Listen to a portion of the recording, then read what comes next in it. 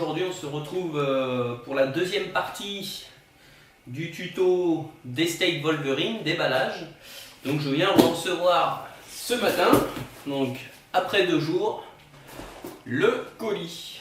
Donc on va l'ouvrir ensemble et voir ce qu'il contient. Allez, c'est parti!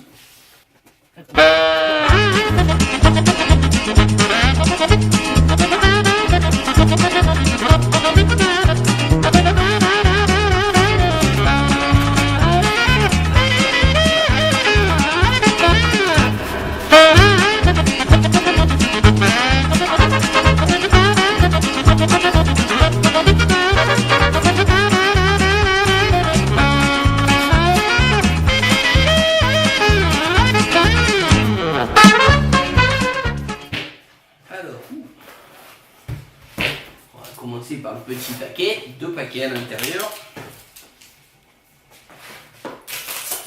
Alors, quand j'ai reçu le premier paquet, il y avait la partie mécanique, c'est-à-dire le canon. Il y avait le silencieux et la culasse. Il manquait la partie gâchette et la partie armement. Donc là, on va voir, normalement, ça doit être, voilà, small finition. Donc ça, c'est à mon avis, c'est les vis et compagnie, et le reste. Voilà.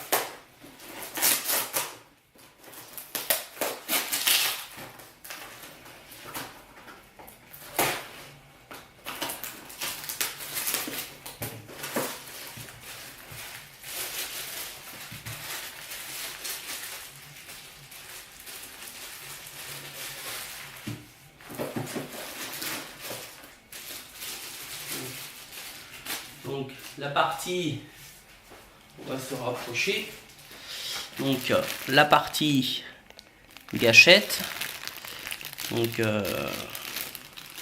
trigger, donc ça c'est un premier collier de montage, donc c'est Sport Match, donc no limit, c'est collier ajustable hein, pour la lunette Hawk. Dans cette partie là on a le chargeur, on a la molette pour armer, on a les vis, voilà, on a l'embout de gonflage, des clés à laine, la plaquette pour les plombs un par un. Voilà. Et il me manque, voilà. Et l'autre anneau Sport Match. Voilà, comme ça on verra mieux. Hop. Donc ATP 61 pour les connaisseurs.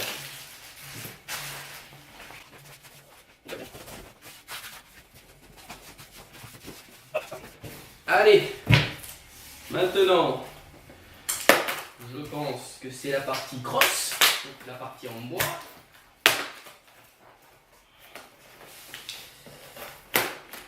Ce qui est dommage, c'est qu'il m'ait pas envoyé la boîte d'origine. Donc ça fait partie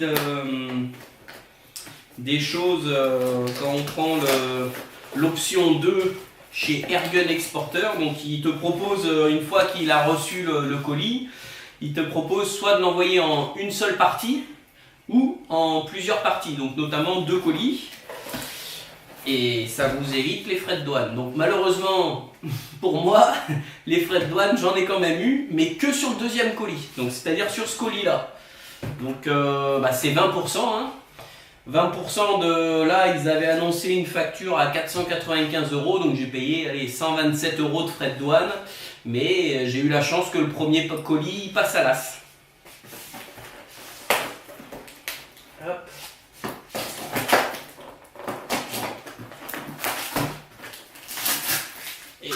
C'est bien emballé, ça pas de problème. Je recommande fortement parce que c'est vraiment au top. Oh là là, c'est beau, c'est magnifique. Oh là là là là là là. splendide. Splendide. C'est de toute beauté. De toute beauté. Donc vous pouvez voir le bois, la finition, c'est vraiment superbe. Donc l'insigne Wolverine, voilà, regardez-moi ça, c'est de toute beauté. Donc l'intérieur, voilà, et on a même l'insigne Daystate sur l'arrière. C'est magnifique. Donc c'est vraiment c'est une carabine, ça va être un régal. Donc voilà.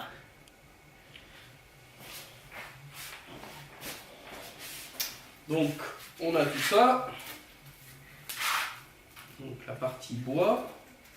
Qu'est-ce qu'on a d'autre? Donc ça c'est fini. Alors on a Hard Air Magazine. Bon bah des papiers, hein, de la pub. Ça qu'est-ce que c'est ça?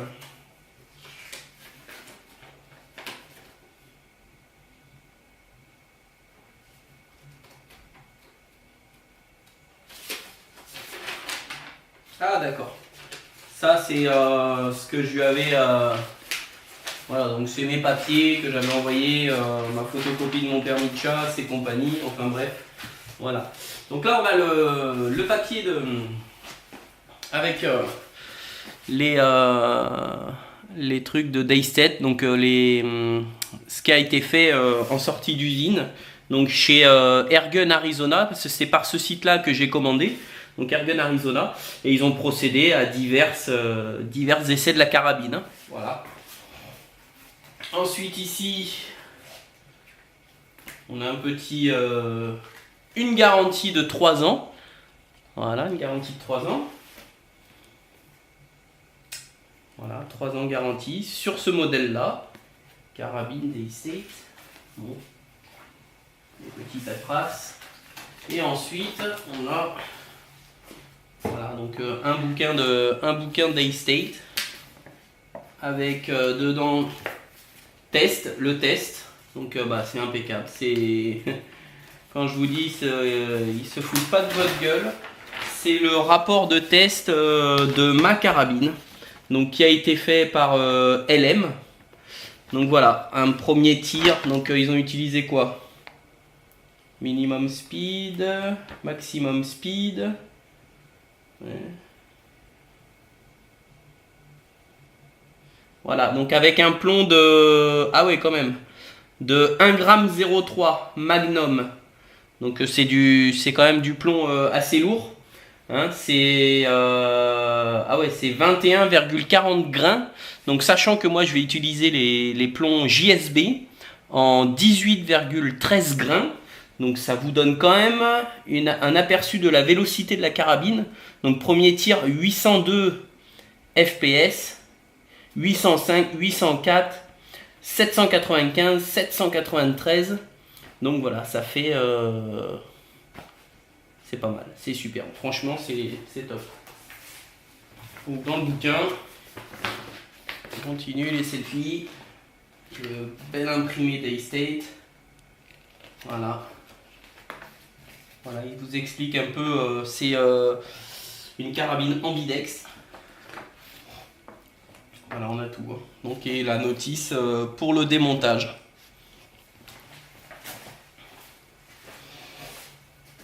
Donc cette vidéo se termine. Je vais procéder au montage complet de la carabine et je vais vous présenter les accessoires qui vont aller avec. Donc je vais vous présenter là, mes accessoires maintenant, je vais aller les chercher, on va faire une petite pause et je vais vous montrer ce qui va être installé sur la carabine. Alors me revoilà. Alors pour vous présenter, donc pour monter avec la carabine que je vais monter tout à l'heure et faire les essais certainement demain si ça va. Donc on va commencer par vous montrer donc ceci. Donc j'ai acheté sur eBay. c'est des anneaux grenadières. Alors il y a deux modèles, hein. Il y a le modèle qui se visse, on fait un avant-trou et on visse directement dans le bois. Ou alors on fait un avant-trou et on insère un boulon qui est... voilà, je sais pas si on voit bien. Voilà, c'est qu'il y a des empreintes et là, en fait le boulon il reste dans le bois et il n'y a plus qu'à visser ça, hein. Donc ça va être pour installer le bipied. Le bipied, donc le bipied, le magnifique bipied. Donc voilà, Vanguard Equalizer 2. Donc j'ai pris ce modèle là. En fait voilà, c'est ce système. En fait voilà, vous glissez l'anneau grenadière. En fait vous mettez sous la carabine. Ça va être il va y avoir un anneau grenadière à peu près à ce niveau là. Voilà, ça sera fixé sous la carabine. Alors ça épouse parfaitement, hein, comme on peut le voir, c'est vraiment étudié pour, hein. Voilà, c'est étudié pour ce fusil. Donc le trépied, alors vraiment c'est un très bon trépied, très solide. Donc il peut faire, voilà, on peut vraiment, alors là on peut pas le tourner, il faut simplement baisser les pieds. Donc vous voyez, il faut slider comme ça. Et voilà, et après on peut tourner, donc comme ça. Il est monté sur ressort. Et ensuite on a deux parties qui se dévissent, donc une première et une deuxième. Donc ça c'est j'ai pris ce modèle là, c'est pour faire des tirs à genoux ou des tirs assis, hein. Donc et ensuite on a cette partie là qui se visse et qui se dévisse. Donc si vous êtes plutôt sur une partie plane, on va se mettre comme ça, et si vous êtes dans l'herbe ou dans des chemins de terre, on va mettre la pointe pour pas que ça bouge.